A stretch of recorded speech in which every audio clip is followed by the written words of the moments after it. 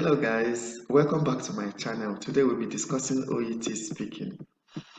OET speaking, in my own opinion, is the simplest, or let me say the easiest part of the whole exam, and you can actually achieve a very high score in OET speaking. It's very easy to get that, unlike other parts of the OET exam. For you to get a very high score in OET, you need to understand the following. First, you need to understand the patient. You need to know whether the patient in question is a new patient or an old patient of yours. You also need to take cognizance of the setting of the OET speaking. Are you in a clinic, in a general practice, in a surgical department? You also need to take note of the number of points or the number of tasks that you have in the role play card, and also your listening skill is very important here. And some person used to ask me, should I look at the interlocutor or should I just focus on the case note while playing this role play card? And your empathy cues, you also need to watch out for empathy cues and know when a patient require um, I know when to express empathy. And also you should learn how to lead your patient from one task to another, from one task to another, without making the whole discussion look as if you are giving a lecture. And then finally, if you are running out of time, how do you try to buy time? These are the tricks that you need to also learn. Now, let's look at this task. Now, looking at this task is from doctors. The setting is ophthalmology department. And if you look at this task, it reads a 68-year-old man was referred to your department for cataract excision. He has been having blurring of visions for some time and he's worried that he might be blind soon. He, he, he has been suffering, is a mistake. He has been suffering from diabetes mellitus for the past 20 years and has not been compliant with his medication. Now, looking at this tax, they said this patient was referred to your department. So this means that this patient is actually a new patient, it's not a known patient. And if you look at this tax, we have like 1, 2, 3, 4, 5. We have like 5 bullets here. So before we explain all these things in detail, let's first of all look at how we address our patients. Now, to address, like in this case, this is a new patient. To address a new patient, you can actually address a new patient in any of these two ways. Number one, you can start by giving the patient a name. You can actually give the patient a name without asking the patient what's your name and all that. And I think this approach helps a lot in the sense that sometimes the interlocutor you might even forget the name of the interlocutor even after the interlocutor telling you his or her name during the warm-up exercise. That was exactly what happened to me during my own exam. I forgot the interlocutor's name, but I just have to give the interlocutor a name, and that was the name the interlocutor answered throughout the whole speaking task. So you can actually do the same. As you are starting your task, you can just give the patient a name. It's assumed the case note is given to you, and in every case note, the patient's name is written in the case note. So in this case, you have the patient case note. So you can actually say something like this: "Hello, Mr. Sam. I am Dr. Thompson. So I've given this patient a name immediately without even asking the patient's name. Hello, Mr. Sam. Now, I will now have to introduce myself to this patient because this is the first time this patient is seeing me. So I will say, I am Dr. Thompson, one of the junior doctors in this department. If you remember, the setting is ophthalmology department. So you can actually say, hello, Mr. Sam, you're giving the patient a name. I'm Dr. Thompson, one of the junior doctors in this eye clinic, or in this ophthalmology department. You can also use that ophthalmology department. But to make the whole story short, I just wrote it this way because the patient is already there with me in the eye clinic. So I will just say, hello, Mr. Sam.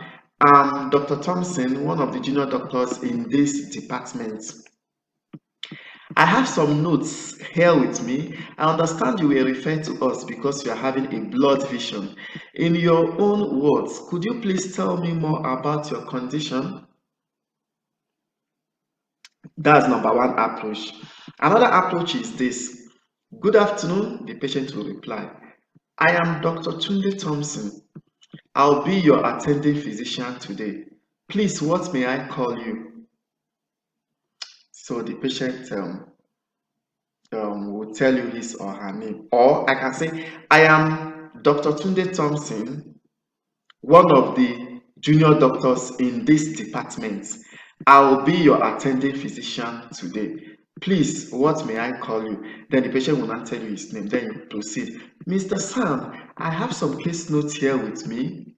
If the patient not tell you his name, you can say, you are welcome, sir, or you are welcome, Mr. Sam, and you now proceed. Mr. Sam, I have some case notes here with me. I understand you are having problems with your sight. Could you please tell me in your own words what is really wrong with your eyes? So this is like the introductory part of your speaking. So with this, you've already initiated the conversation. Then the next thing now to do is to sustain this conversation, of which you're now going to the number of the task will now be what you will follow gradually.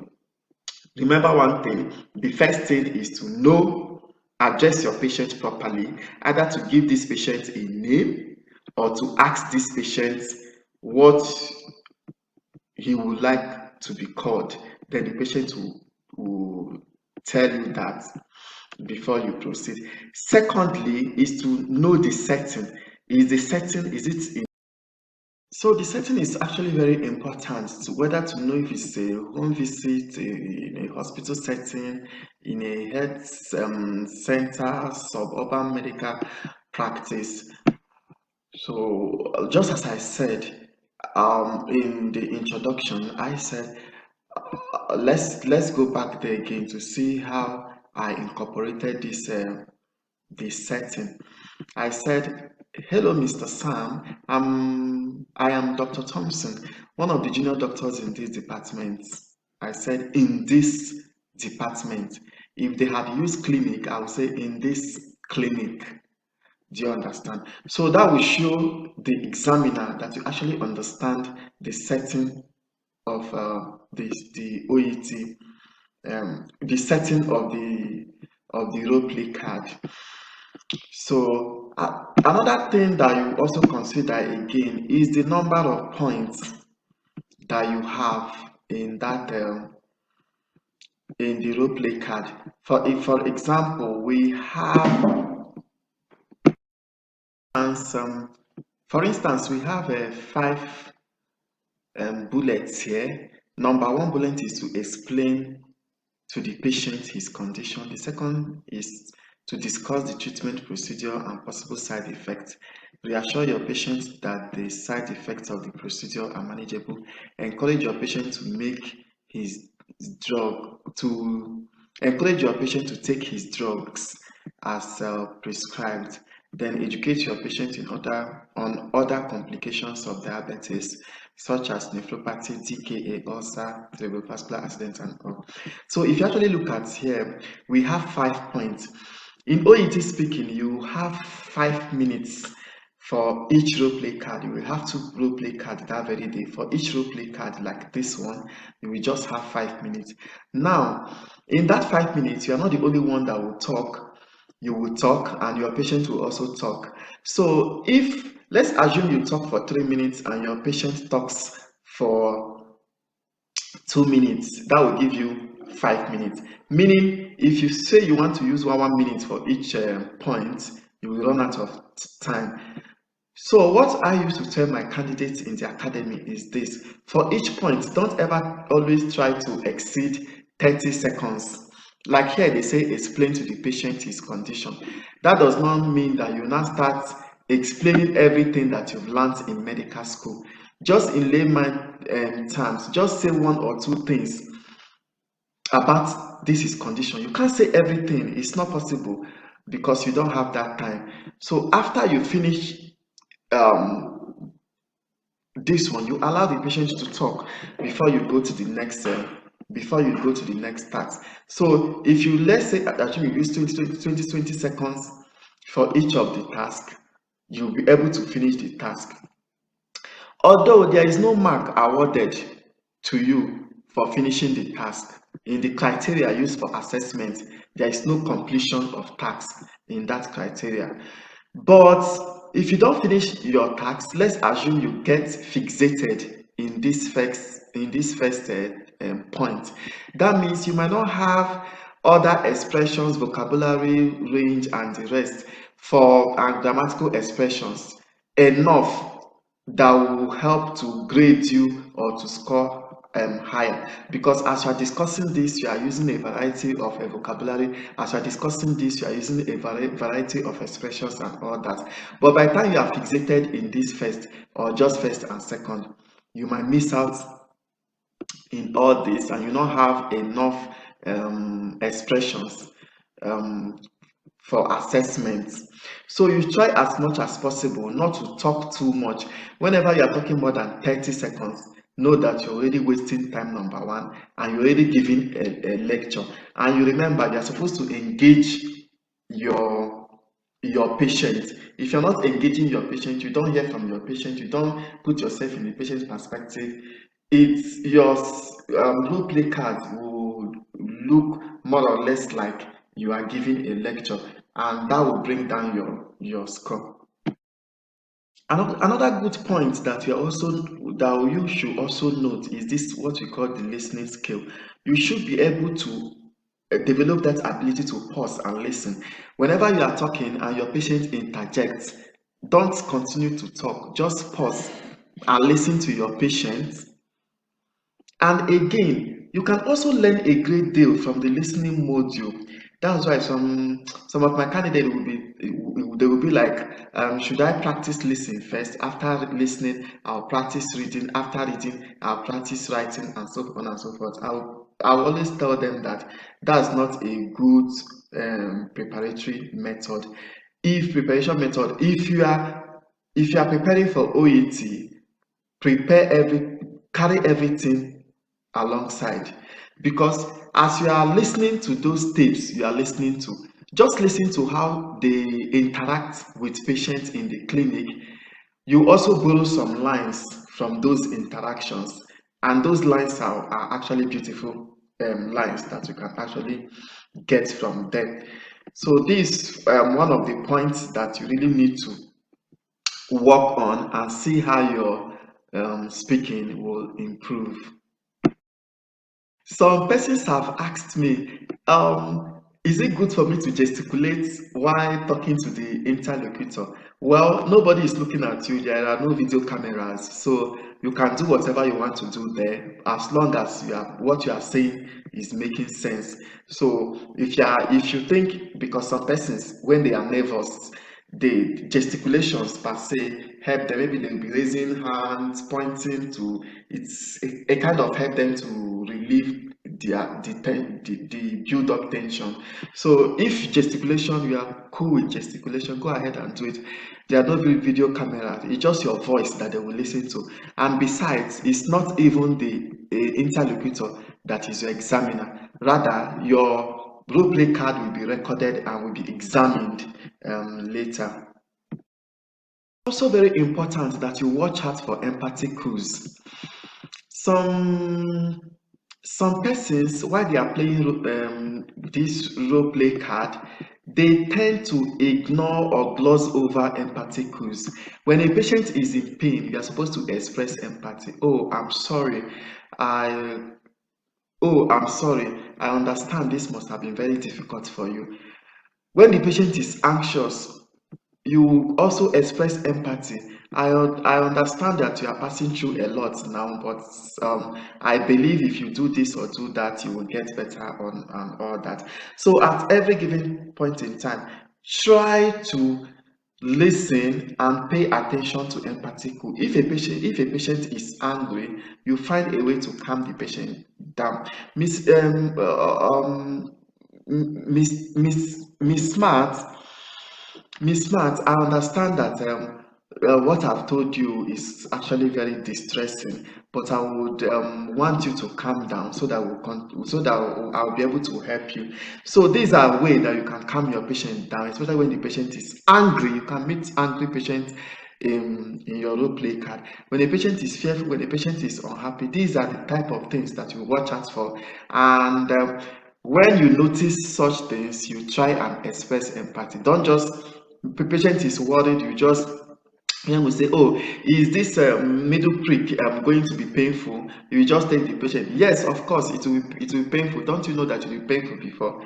Number one, you are not expressing empathy, and number two, you are rude here. So you try as much as possible not to be rude, and at the same time to express empathy. If a patient tells you something like, if a patient asks you, oh doctor, will this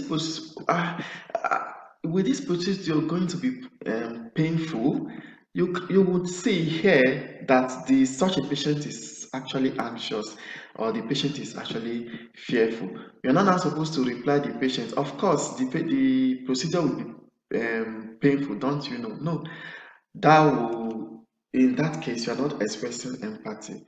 Or some candidate might say, yes, the procedure will be painful, and we are going to pass an NG tube down from your mouth to your to through your throat to your stomach. Do you understand? So by saying something like that, you're even making the patient more anxious and more fearful. But if you could say something like this, I'm so sorry, Miss Sarah, that you have to pass through this. Well, this procedure is not actually that painful, although you might feel a little discomfort. But we are going to give you some analgesic to reduce the pains that you are going to feel. So by so doing, you are trying to calm your patient down. You are showing empathy at the same time. So at every given point in time in your OET speaking, for each bullet, always try to watch out for empathy cue, and if you get one, you express empathy in that regard. Now, another very important point that you really need to know is how to lead your patient.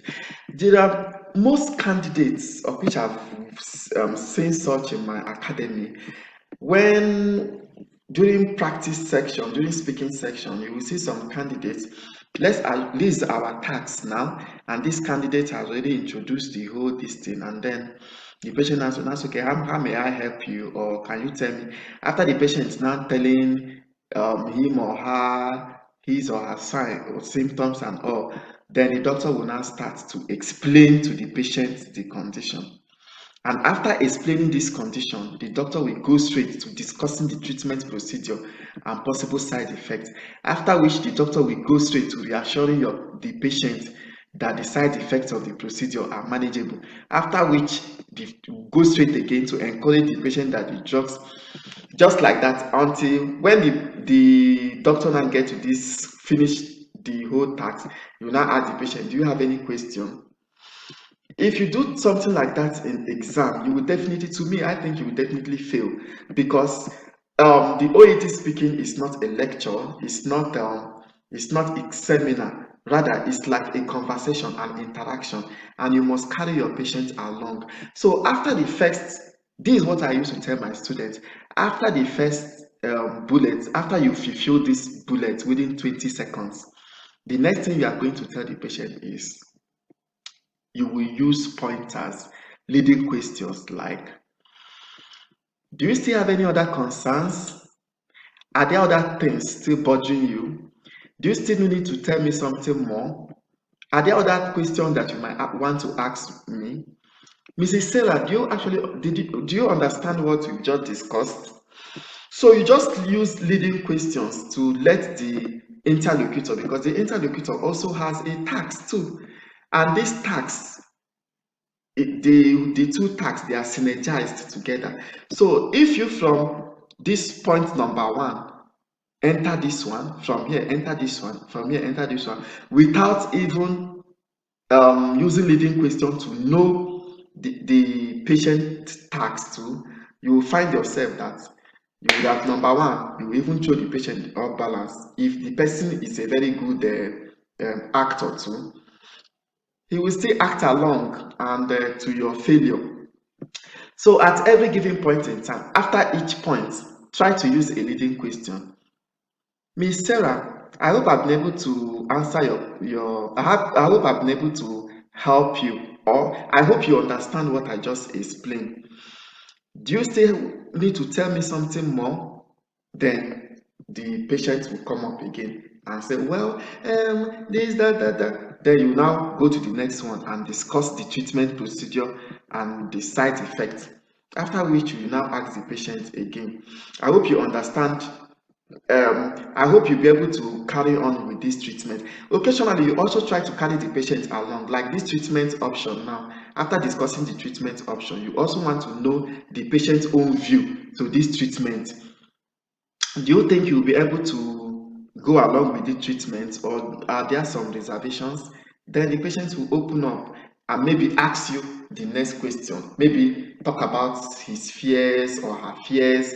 Then you now reassure the patient of the side effects of the. So this is how the interaction goes. And by the time you are doing all these things, all these both the clinical criteria and the linguistic criteria, everything will be well incorporated. And at the end, I don't think if you actually get all these tips very well, you shouldn't be scoring anything less than 380 in your OET speaking. So, in a nutshell, try as much as possible to always use a leading question for your patient. After each point, you use a leading question. After each point, you use a leading question. By the time you get to the end, you might ask the patient, do you still have it? The patient will now say no. You will now realize, okay, and by maybe at that end, you've already gotten to the end of your discussion. You will now know that this patient doesn't have any other tax. Then you end the discussion. Well, Miss Sarah, um, I guess I've been able to help you. We'll book you for appointment next week, or depending on how the scenario ended, you've end the discussion amicably. The truth is that by the time you've taken this one by one, the way I've just explained, you will always round up within 5 minutes. So when you gotten to the end of your task, especially with long tasks like this, having up to 5, 6, 4, you will definitely get to that 5 minutes. You just end your task, end your role play card amicably. The last point I want to talk about here is how to strategize your time. For instance, if in your case note you have like 2 or 3 points to talk about, so and you feel you cannot really talk much like that, you can actually use these strategies to buy time. First is to reinstate the case note. For instance, in the beginning, let's go back to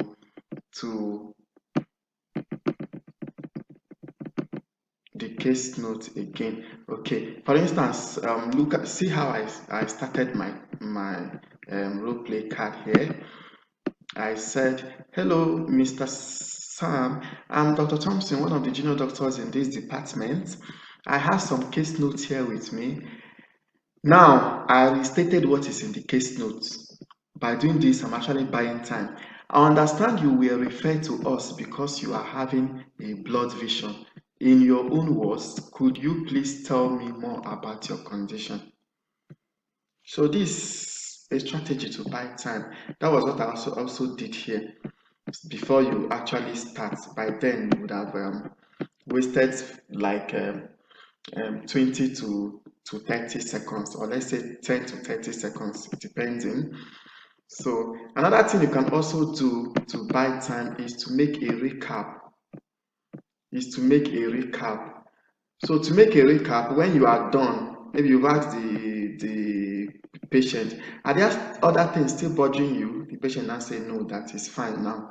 So by then it will not be like a pointer to you that the patient does not have any other thing to say in his or her own task, and your own task, you actually finish your own task. Then you can use a recap. Now the mistake that some candidates make is this: they think by saying a recap you have to start all over from the beginning again and start reciting everything. No, for your recap, you're not even supposed to spend, it's not ideal you talking up to like a minute or even more than a minute. A recap is like you bringing out the salient point in the whole discussion. Maybe the advice you gave the patient, you now have to re-emphasize that advice again. Mr. Smart, I told you earlier that you should not take alcohol or cigarette. Why I said all that? Why I said all that? To help you to reduce the risk of you developing hypertension or diabetes, and you should also try to avoid eating excess meat and fat. And I believe you should be able to do all this, right, Mr. Smart? Mr. Smart will say, yes, doctor, it's okay. You now say, okay, we'll see you in our next appointment, all right? Bye. And that will end your talk. So you're not supposed to start all over from there and say, Mr. Smart, we've discussed the symptoms that you presented with, and I examined you. I saw that nothing is wrong with your body, and I've ordered some investigation. Now I gave you some treatment that you are going to use, and now I gave you some advice. That's not a recap. So you're not supposed to start repeating everything all over. Just pick the salient points, or pick the salient points most time will just be the advice that you gave this patient or the treatment that you gave this patient. You now like Rieko how to take that treatment to that patient. Well, this is the little that I can offer today. As time goes on, we'll continue to bring out more things that will help us to pass this exam in one sitting. I wish you all the very best, and I believe you will succeed this time around in this coming forth OET exam. If you like my channel, kindly subscribe to my channel. Hit the subscribe button, like my video. You can also share my video to other candidates too. If you want to contact me, you can use any of these means. Thank you and bye.